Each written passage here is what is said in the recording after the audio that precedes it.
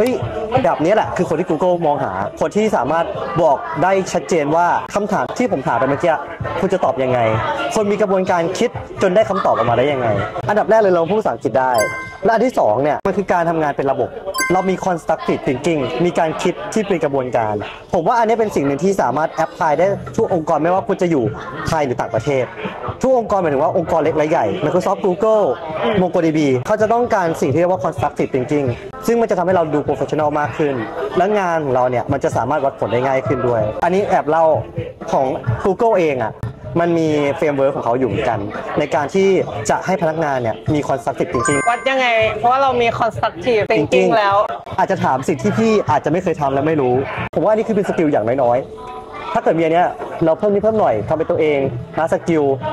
ที่เราสามารถมีมากกว่าคนอื่นนะพวกการเขียนโปรแกรมได้คอนซัลท์ได้อะไรอย่างเงี้ยมาแต่ว่าถ้าเกิดมีพื้นฐาน constructive thinking อะระบบพวกเมื่อกี้ผมว่าได้งานง่ายๆเลย